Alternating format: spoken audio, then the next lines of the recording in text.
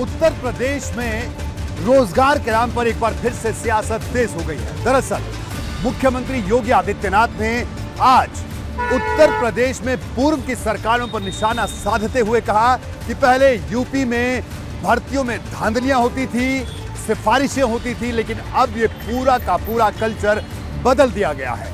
मुख्यमंत्री ने कहा कि उनकी सरकार ने लाखों युवाओं को रोजगार दिया, सरकारी नौकरियां दी और वो भी बिना किसी धांधली के।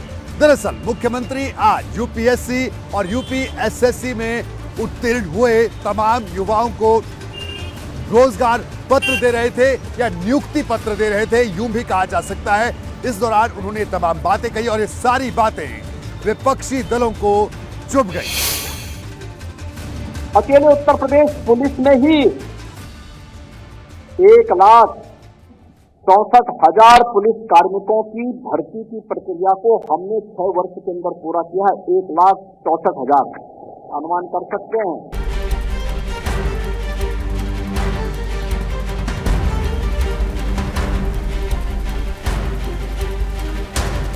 भर्ती नहीं हो रही थी क्योंकि भर्ती की प्रक्रिया चाहे वह शिक्षा का हो, चाहे वह सुरक्षा से जुड़ी हुई हमारी पुलिस महकमे का हो या विभिन्न विभागों का हो, तो भर्ती इसलिए नहीं पूरी हो पाती थी क्योंकि भर्ती की प्रक्रिया प्रारंभ होते ही एक तो जितने भी आयोग थे उन सभी चयन आयोगों के ऊपर प्रश्न चिन्ह लगे हुए थे। यूं तो मौका यूपीपीएससी और यूपी ट्रिपल एससी की प्रतियोगी परीक्षा के तहत चयनित 795 कैंडिडेट को नियुक्ति पत्र बांटने का था, लेकिन सीएम योगी ने मंच से बोलना शुरू किया तो उनके निशाने पर 2012 से 2017 के बीच सत्ता में काबिज रही समाजवादी पार्टी थी।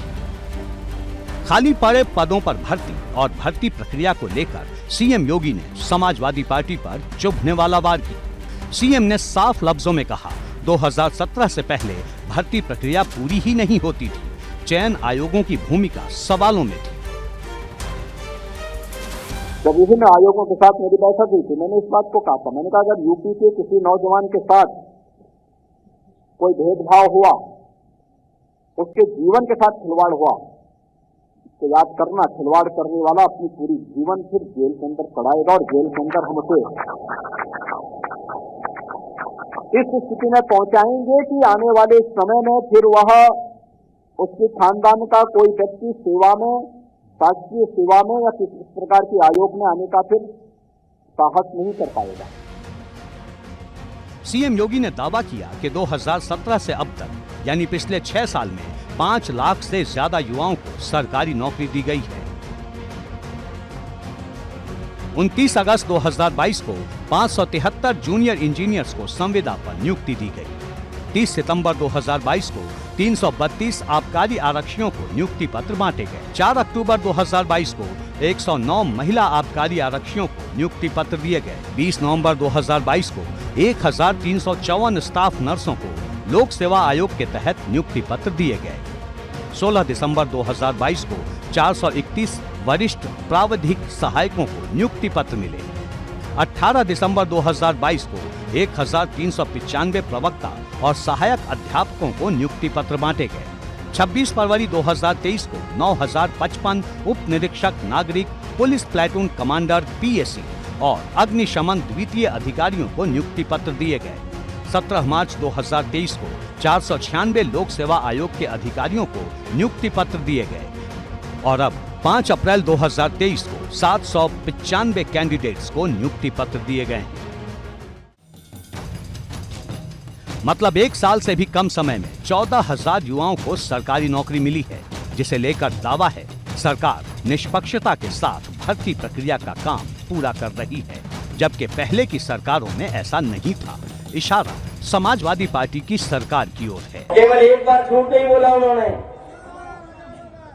जिन्होंने बजट को देखा होगा, बजट में क्या कहा कि हमने इतने रोजगार दे दिए, इतने नौकरी दे दी है कि उत्तर प्रदेश में अब बेरोजगारी दर केवल 4 कुछ बची है।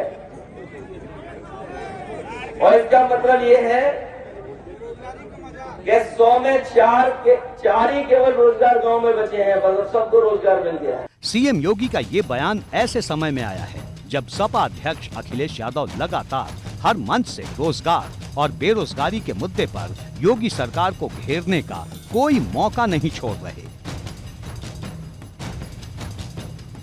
मतलब ये कि निकाय चुनाव से पहले रोजगार का मुद्दा सियासत के केंद्र में है और बेरोजगारी के आंकड़ों पर सियासत भारी है। एबीपी गंगा के लिए ब्यूरो रिपोर्ट।